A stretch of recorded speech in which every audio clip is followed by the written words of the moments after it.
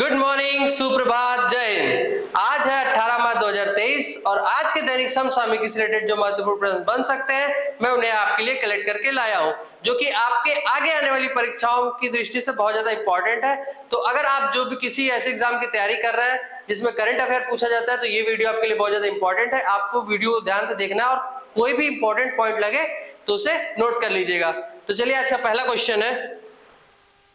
आज का पहला क्वेश्चन है, हाल ही में 16 मार्च को मनाया गया राष्ट्रीय टीकाकरण दिवस की थीम क्या थी? तो राष्ट्रीय टीकाकरण दिवस कब मनाया गया? 16 मार्च को। तो उसकी थीम थी वैक्सीन वर्क फॉर एवरीवन। क्या थीम है? Vaccine work for everyone. जो भी दिवस मनाए जाते हैं उसमें उसकी थीम जरूर पूछी जाती है। और ऑप्शन पहले देख लेते हैं, सेव लाइफ डिस्क्रिमिनेशन, ये किसकी थीम है? तो ये थीम है 1 मार्च को मनाया गया शून्य भेदभाव दिवस, जिसे जीरो डिस्क्रिमिनेशन डे भी बोलते हैं। शून्य भेद भाव दिवस। क्या है? शून्य भेदभाव दिवस। एम्ब्रेस इक्विटी, ये कब की थीम है? तो ये थीम है 8 मार्च को मनाए गए 8 मार्च को मनाए गए अंतरराष्ट्रीय महिला दिवस की थीम है। क्या है? एम्ब्रेस इक्विटी, वन्य जीव संरक्षण के लिए भागीदारी, या इसको बोल सकते हैं partnership for wild life conservation. ये कब की थीम है? 3 मार्च की। क्या था उस दिन? World wild life day. ठीक है, तो ये वैक्सीनेशन डे क्यों मनाया जाता है? क्योंकि आज ही के दिन यानी 16 मार्च को, इसी दिन 1995 को एक टीकाकरण का बहुत बड़ा अभियान शुरू किया गया था। उस अभियान का नाम क्या था? पल्स पोलियो अभियान। क्या नाम था? पल्स पोलियो अभियान। उसकी थीम क्या थी? 2 बूंद जिंदगी की। उसका जब अभियान शुरू किया गया था तो लोग पोलियो की वैक्सीन पीने के लिए डरते थे। जबरदस्ती, मतलब जो भी वहां कैंप बनाए जाते थे वहां पूरे दिन भर 1-1, 2-2 आदमी तक नहीं आते थे। तो इसकी शुरुआत, मतलब इसका बीड़ा दिया गया अमिताभ बच्चन जी को। किनको? अमिताभ बच्चन जी को। तब उन्होंने अपनी एंग्री आवाज में बताया कि क्यों अपने बच्चों को, जो भी उन्होंने अपने एडवर्टाइजमेंट किया हो, तब लोगों की तांता लगना शुरू हुआ। क्या हुआ कि जब छोटे बच्चे थे तो वो पोलियो की वैक्सीन पीना पसंद नहीं करते थे, लेकिन क्या हुआ कि एक आध बार जब पिए उनको पसंद आ गया तो 6 साल, 7 साल, 8 साल के बच्चे जबरदस्ती, नहीं हम 5 साल के। पूछा बच्चा तो कितने साल का? 5 साल के। हाँ, पी लिए। और उसके साथ क्या होता था? सीटी, टोपी बच्चों को ऐसे खुश करने के लिए बांटा जाता था। कितने तो उसके चक्कर में जाके पी लेते थे। तो 16 मार्च 1995 को बहुत बड़ा वैक्सीनेशन का कार्यक्रम शुरू हुआ जिसे बोलते थे पल्स पोलियो अभियान। क्या नाम है? पल्स पोलियो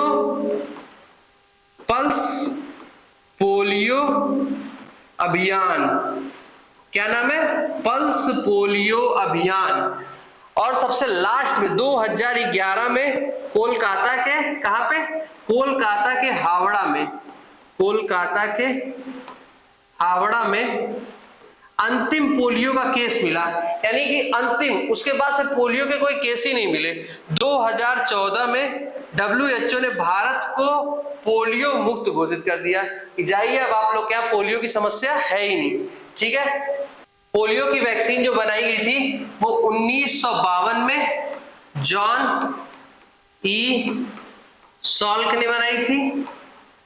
ठीक है, और 1962 में अल्बर्ट साबिन ने बनाई थी। क्या नाम था? Albert Sabin. पोलियो जो मैक्सिमम होते हैं वो 3 टाइप के होते हैं, टाइप 1, टाइप 2, टाइप 3। तो जो सबसे ज्यादा के मरीज मिलते हैं वो टाइप 3 के मिलते हैं, और सबसे कम मरीज जो मिलते हैं वो टाइप 2 के मरीज मिलते हैं। ठीक है, और सबसे ज्यादा मरीज किसके? टाइप 3 के। तो सबसे ज्यादा वैक्सीन जो बनाई गई थी किसके लिए बनाई गई थी? टाइप 3 के लिए बनाई गई थी। सबसे पहला टीका, प्रथम टीका, विश्व का सबसे प्रथम टीका किस बीमारी के लिए बना था? चेचक के लिए। किसके लिए? चेचक के लिए। और इसको किसने बनाया था? एडवर्ड जेनर ने बनाया था। इनको इस चेचक के टीका बनाने के लिए नोबेल का चिकित्सा वाला यानी मेडिकल फील्ड का नोबेल प्राइज मिला था। रेबीज का टीका किसने बनाया था? इसको बनाया था लुई पाश्चर ने। कब बनाया था? 1965 को। ये डेट नहीं पूछी जाएगी, लुई पास्चर याद कीजिएगा। बीसीजी का टीका, बीसीजी का फुल फॉर्म क्या होता है? Bacillus Calmette Guerin. अब बीसीजी का टीका किसने बनाया था? यूरिन कॉलमेट, कॉलमेट क्लासमेट से भी कर सकते हैं, बीसीजी का क्लासमेट। पोलियो वैक्सीन को किसने बनाया था? जॉन ई साल्क ने, जॉन साल्क, चॉक सॉल्क। प्रथम एंटीबायोटिक कौन सी थी? Penicillin, penicillin. प्रथम एंटीबायोटिक जो थी पेनिसिलिन थी, और इसे किसे बनाया था? अलेक्जेंडर फ्लेमिंग ने, अलेक्जेंडर फ्लेमिंग, अलेक्जेंडर फ्लेमिंग ने पहला एंटीबायोटिक वैक्सीन बनाया था। फर्स्ट डीएनए वैक्सीन कौन सी है? जो इंडिया की बनाई गई है, जाइको डी। ठीक है, डीएनए की खोज किसने की थी? वॉटसन तथा क्रिक ने। इसके बाद नेक्स्ट क्वेश्चन है, हाल ही में रेशम उत्पादकों हेतु, रेशम उत्पादकों मतलब क्या हुआ कि जैसे खेती होती है ना गेहूं की, चने की, जौ की, चावल की, उसी तरह रेशम की भी खेती होती है। रेशम के कीट से रेशम के कीट पाले जाते हैं जिनसे सिल्क के वस्त्र बनाए जाते हैं। ठीक है, तो उनके बीमा योजना, उनको किस चीज की बीमा? अब उनकी फसल अबे अगर पानी नहीं आया या पानी ज्यादा आ गया, फसल किसी वजह से नुकसान हो गई, कोई प्राकृतिक आपदा हो गई, फसल तो गई, और किसान के पास सबसे मेन चीज क्या होती है? उसकी फसल। कोई भी बीमारी पड़ी और रेशम के कीट अगर मर गए तो उन बेचारों का क्या होगा? तो उसके लिए एक बीमा योजना शुरू की। किसने शुरू की है? उत्तराखंड सरकार ने। उत्तराखंड सरकार ने इसको पायलट प्रोजेक्ट के तौर पर 4 जिलों में शुरू किया है। 4 जिला कौन कौन से हैं? हरिद्वार, हरिद्वार, नैनीताल, हरिद्वार, नैनीताल, ऊधम सिंह नगर, ऊधम सिंह नगर और देहरादून। और इन्होंने क्या किया है कि 200 उत्पादकों के साथ इन्होंने कांटेक्ट किया है। क्यों? क्योंकि 200 उत्पादकों के जरिए लगभग 10,000 परिवार इससे रिलेटेड है। क्यों? क्योंकि कोई बेचता है, कोई सप्लाई करता है, कोई पहुंचाता है, कोई रेट फिक्स करता है, कोई अकाउंटिंग का काम करता है, कोई वाटर सप्लाई करता है। तो ये सब पूरे मार्केट में बहुत ढेर सारे लोगों की आय निर्धारित होती है। तो 10,000 परिवारों, लगभग 12,000 परिवार इस पे निर्भर है। ठीक है, तो क्या किया गया है? क्योंकि और ये जो 200 है, ये लोग लगभग 300 मीट्रिक टन, कितना? 300 मीट्रिक टन सिल्क हर ईयर बनाते हैं, मतलब प्रत्येक साल ये जो है 300 मीट्रिक टन सिल्क फाइब्राइन का उत्पादन करते हैं। तो इस चीजों को इनको बीमा देने के लिए, अगर इनके खेत में कुछ नुकसान हो जाता है तो उसके लिए इन्होंने इस बीमा योजना को शुरू किया है। उत्तराखंड के सीएम कौन है? पुष्कर सिंह धामी। उत्तराखंड के गवर्नर कौन है? Lieutenant general Gurmeet Singh. उत्तराखंड का जो कैपिटल है वो कौन सा है? देहरादून। और एक और कौन सा है? धर्मशाला। ठीक है, अब आगे देखते हैं। हाल ही में भारतीय तटरक्षक क्षेत्र में हिंद महासागर क्षेत्र की चुनौतियों पर चर्चा के लिए चौथे कोलंबो सुरक्षा कॉन्क्लेव का आयोजन कहाँ किया गया है? तो सबसे पहले देख रहे कौन सा कॉन्क्लेव है? कोलंबो सुरक्षा कॉन्क्लेव। कोलंबो कहाँ का शहर है? श्रीलंका का शहर है। चौथे संस्करण है, चौथा संस्करण है। आधी चीज तो क्वेश्चन में मिल गई। कहाँ किस चीज के लिए है? तो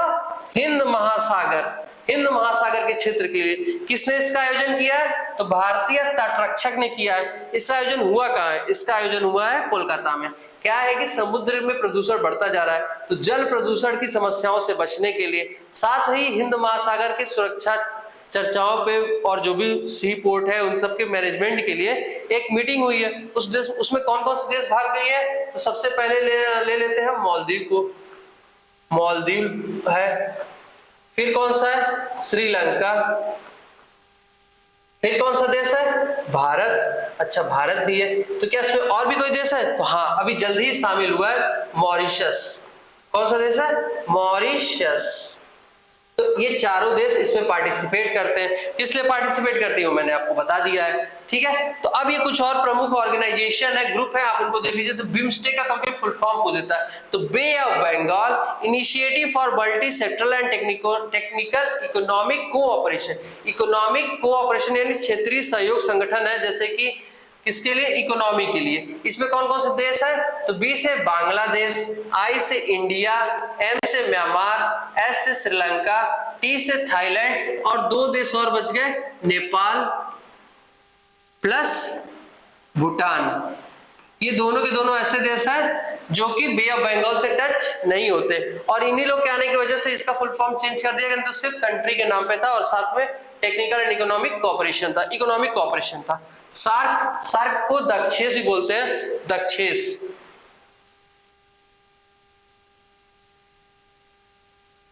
क्या बोलते हैं? दक्षेस।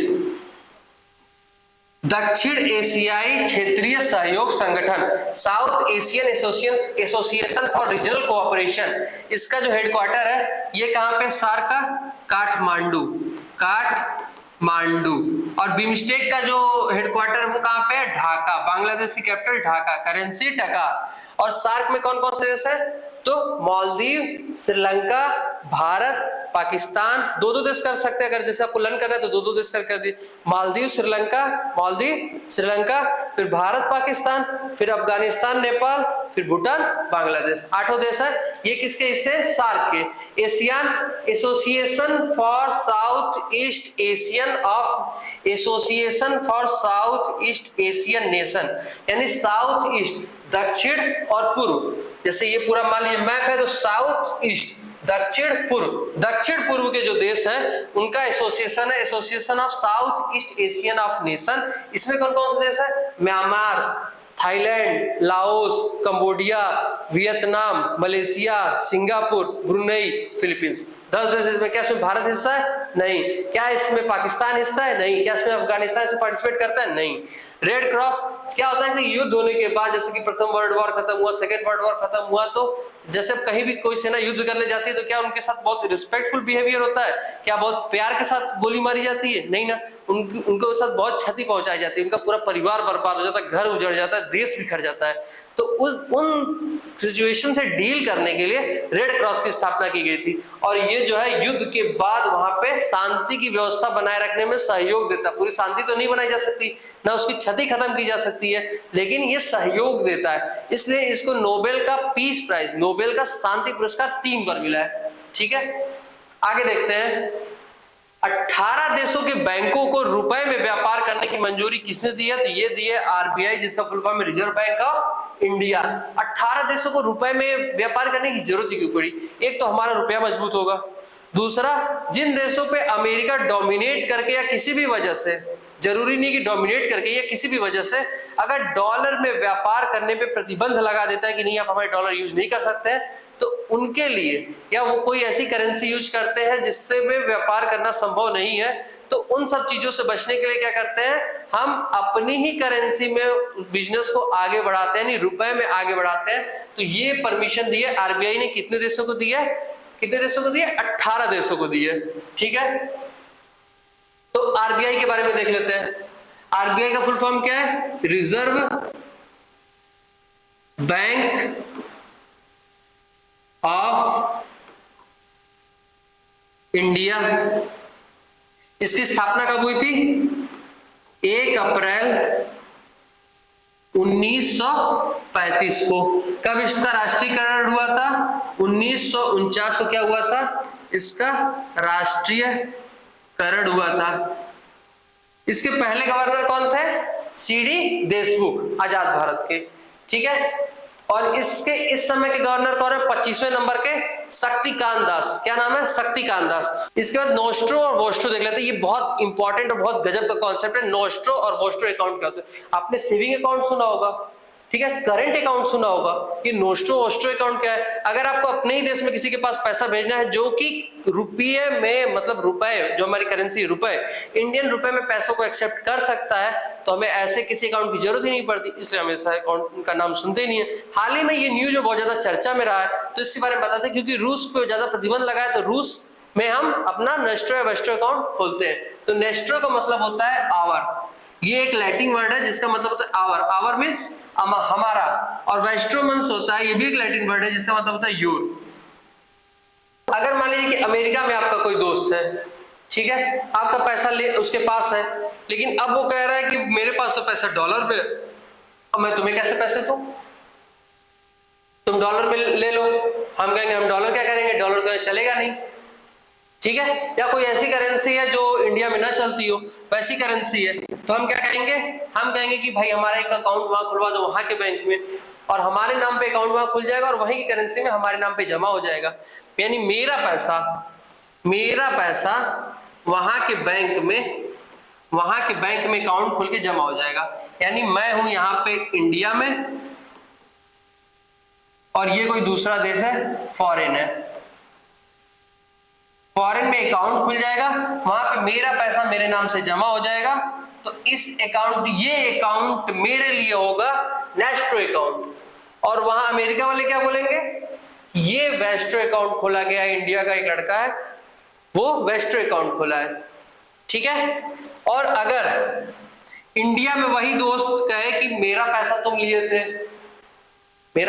थे, कब दोगे, हम कहेंगे ले लो रुपए में, तो क्या कहेगा हमारे यहाँ तो रुपए चलते ही नहीं है, तो हम कहेंगे ठीक है तुम भी एक वेस्ट्रो अकाउंट खुलवा लो। तो वो अपना एक यहाँ पे अकाउंट खुलवाएगा जिसको वो बोलेगा नेस्ट्रो अकाउंट, वही अकाउंट उसके लिए नेस्ट्रो अकाउंट है, वही अकाउंट मेरे लिए वेस्ट्रो अकाउंट है, ठीक है। वही सेम अकाउंट उसके लिए नेस्ट्रो NASTRO नेस्ट्रो, और वही अकाउंट मेरे लिए वेस्ट्रो, ठीक है। अगर हम अपना अकाउंट दूसरे देश में खुलवाते हैं वहां की करेंसी में पैसा रखने के लिए, तो वो मेरे लिए नेस्ट्रो है, लेकिन उसके लिए वेस्ट्रो है। नेस्ट्रो मींस आवर, मेरा अकाउंट जहां जहां रहेगा वो मेरे लिए नेस्ट्रो है। और वहां पे जो अकाउंट है वहां पे अगर वो मेरे यहाँ खुलवाते हैं तो वो अकाउंट मेरे लिए वेस्ट्रो है, मेरा खुद का अकाउंट नेस्ट्रो, दूसरे का अकाउंट वेस्ट्रो, सिंपल। इसके बाद हम देखते हैं हाल ही में तीसरा एक्सरसाइज, यानी कौन सा संस्करण हुआ है, तीसरा संस्करण हुआ है, समुद्री ड्रैगन, जिसको क्या बोलते हैं, सी ड्रैगन भी बोलते हैं। किस देश के द्वारा किया गया, तो ये किया गया अमेरिका के द्वारा, जिसमें भारत की तरफ से P-8 विमान शामिल हुआ है, ठीक है। ये क्या है, परमाणु पनडुब्बियों के विरोध के लिए युद्ध में अगर उनको ध्वस्त करना है तो उस पे इन लोगों ने एक एक्सरसाइज किया। इसमें कौन कौन पार्टिसिपेट किया उसके बारे में फैक्ट बताता हूं। इसमें पार्टिसिपेट किया है अमेरिका, इंडिया, कनाडा, कोरिया। और अभी कल परसों में आपने देखा था कि एक AUKUS AUKUS, America, United kingdom, United state of America, और ये था ऑस्ट्रेलिया। तो अमेरिका यहाँ पे भी है, अमेरिका यहाँ पे भी है। क्या हुआ है कि यहाँ पे इन्होंने समूह बनाया कि कैसे परमाणु पनडुब्बी बनाया जाए और कहां से दुश्मनों की पनडुब्बी डुबाई जाए। तो क्या मतलब अमेरिका क्या गजब का गेम खेल रहा है, मतलब अपनी परमाणु पनडुब्बी को मजबूत भी करना है, दूसरे की दुश्मनों की उड़ाना भी है, पूरा सारा। मतलब इसीलिए अमेरिका बहुत आगे, क्योंकि बहुत ज्यादा कूटनीति के साथ वो आगे बढ़ता रहता है, ठीक है। तो ये किस किस देशों के बीच हुआ है, अमेरिका, इंडिया, कनाडा और कोरिया। कोरिया में साउथ कोरिया, ठीक है। MPX ये क्या, मैरीन पार्टनरशिप एक्सरसाइज, किन किन देशों के बीच में हुई है, इंडिया और फ्रांस। किन देशों के बीच में हुई है, इंडिया और फ्रांस। धर्म गार्जियन, भारत और जापान। सिन्यू मैत्री ये धर्म गार्जियन का हिस्सा, ये भी भारत और जापान के बीच में। बोल्ड कुरुक्षेत्र किन देशों के बीच में, भारत और सिंगापुर।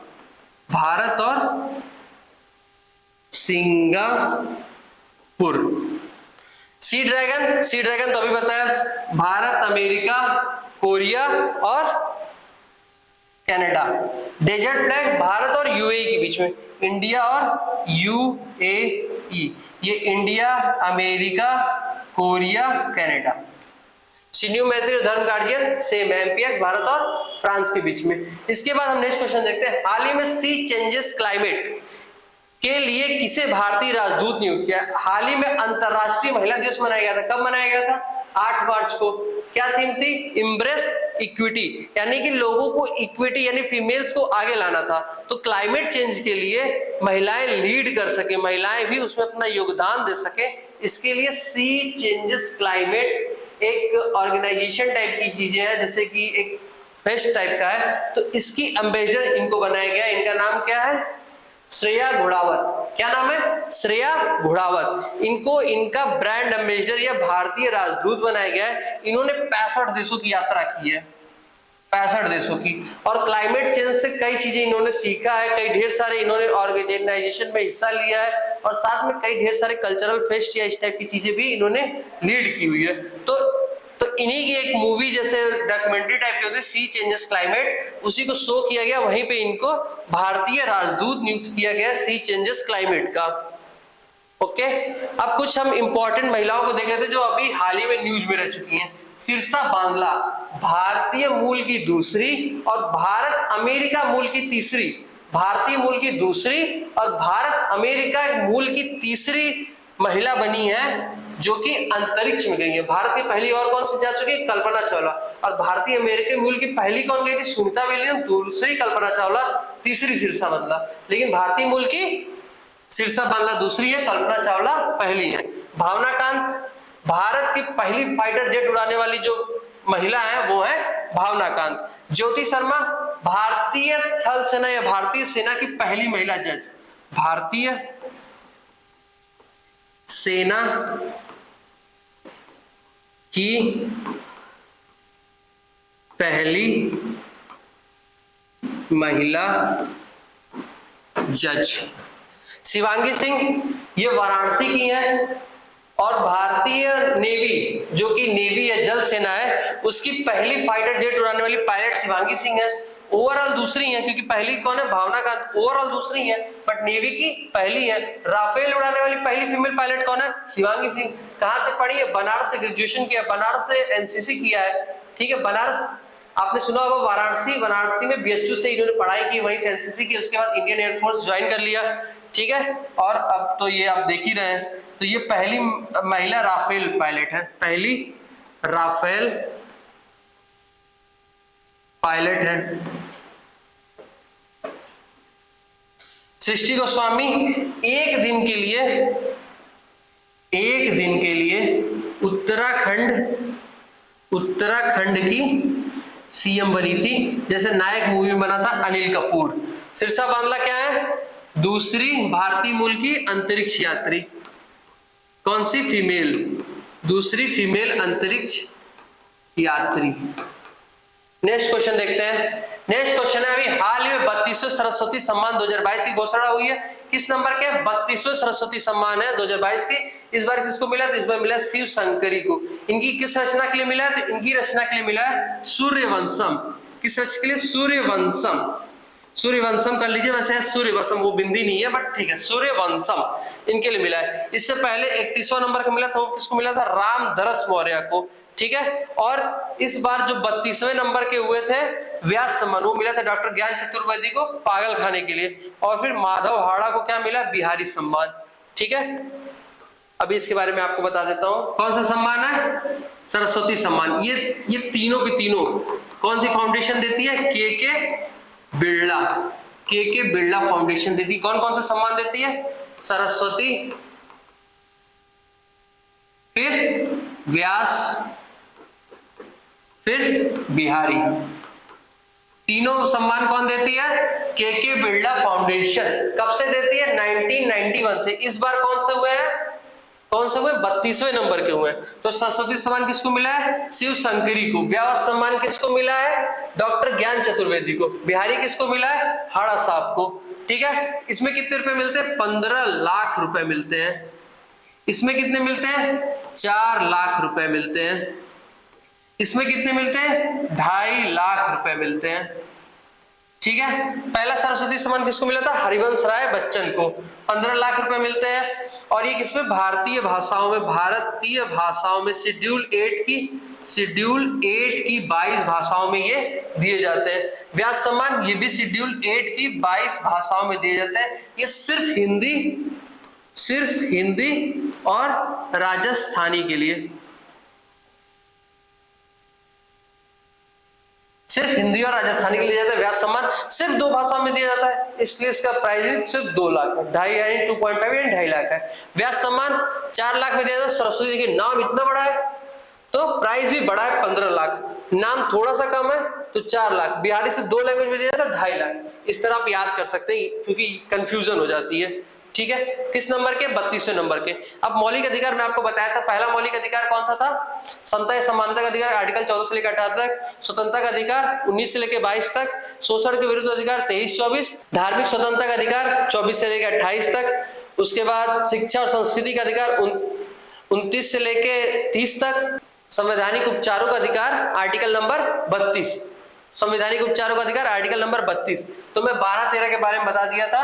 आर्टिकल 12 क्या था? परिभाषा थी मूल अधिकार की। आर्टिकल 13 क्या था? अल्पीकरण, कहां पे आपके मौलिक अधिकार नहीं लगेंगे। रॉ में आपके मौलिक अधिकार, आर्मी मौलिक अधिकार, देश में कोई संकट है तो क्या आपके मौलिक अधिकार रहेंगे? नहीं रहेंगे। क्या दूसरे घर में जाके आपके मौलिक अधिकार रहेंगे? किसी दूसरे संपत्ति प्रवेश करने में आपके मौलिक अधिकार रहेंगे? नहीं रहेंगे।